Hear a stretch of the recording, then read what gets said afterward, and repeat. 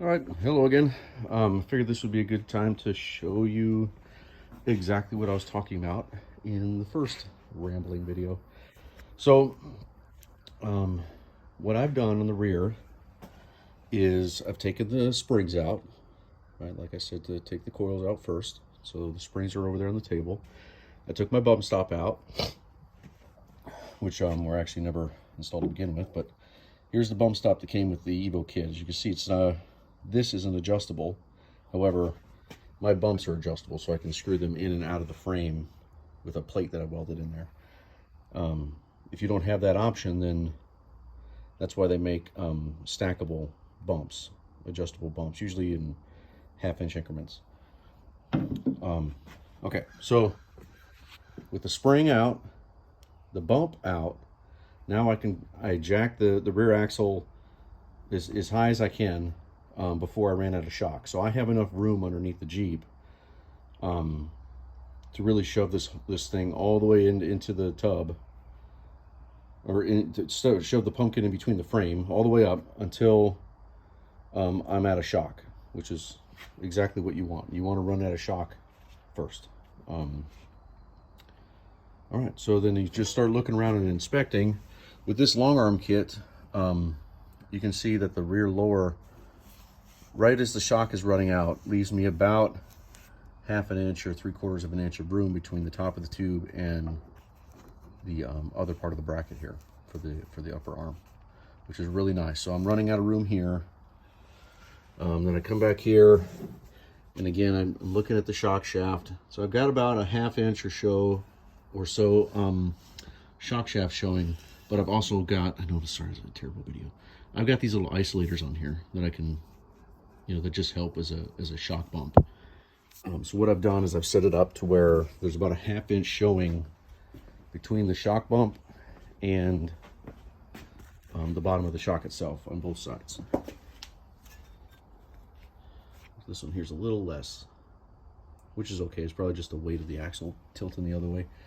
And then same thing over here for the rear lower arm, clearing the bracket. And then you crawl under, and then you start inspecting everything else. So as you can see, my track bar is about a ½ inch from the exhaust, which is perfect. My track bar bracket clears the frame right there. It clears the tub up there. The differential itself is not hitting the gas tank here. And one thing that you need to check on full droop is, as the axle comes down, the rear axle comes down, it moves to the passenger side, right? Because the arc of the track bar. So as you're flexing, as you lower this, you just need to make sure that you always clear the gas tank, which shouldn't be a problem, I don't think. But I ran out of shock just in time to not hit the exhaust, to not hit my lower control arms on these brackets. So this is the maximum amount of up travel I'm going to get out of the suspension. Hold on a second. So with that said, now since my bump stop is a fixed measurement, right? This is a fixed block. As you can see how close that is. Here, I'll try to get the camera a little closer. So now what I'm going to do is I'm going to take a measurement, the thickness of this puck here, and then find the amount of shaft that should be showing. So basically take this measurement minus the puck measurement, and then that's where I'll set these bumps, right?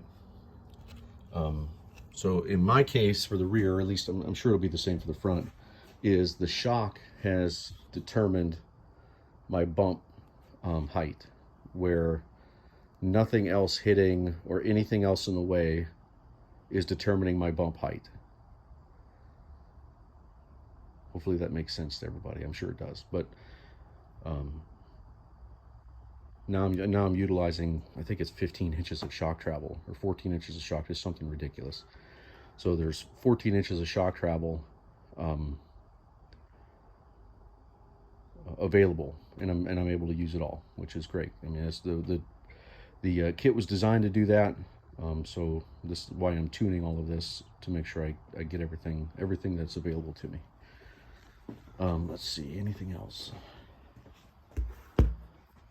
After I get that done, I have to drill these bump stops. I have to move these holes all the way over, almost right to where these two plates meet, in order for that bump to hit in the right spot on top. So I have to make some adjustments that usually you don't have to, but this particular installation isn't typical, I would say. Let's see. Yeah, that's it for the rear. Pretty simple, really. The spring rate adjustment for a coilover is a whole nother conversation, but I can set the ride height at whatever I want using this puck or this adjustment screw here, which I'll set it at 1 5/8 of exposed thread to start with, because the lift height on a coilover suspension is adjustable, so I can go from 3-inch lift, 5-inch lift, you know, whatever, until you hit about 3 inches of exposed thread here. Once you hit that far, then it's time to change the springs, you know, spring rate, but I'm not going to need to do all that. I'll set them at 1 5/8, maybe 1 3/4, and then go from there. So that's a whole nother day. Evo has these set up straight out of the box to be bolted on, so they're probably right where I need them to begin with. So I'll play with them, but I really won't be able to test anything till the Jeep's on the road, so it will be another 4 or 5 months probably before I'll do some additional tuning. But what I can do is maximize all the space underneath the Jeep, which is what I'm doing now. All right, well, just hit me up if you guys have any questions. I'm going to do the same thing that I did for the rear in the front here in an hour or two, and that's my plan for the whole day. Just tinker with that. All right, take care. Bye.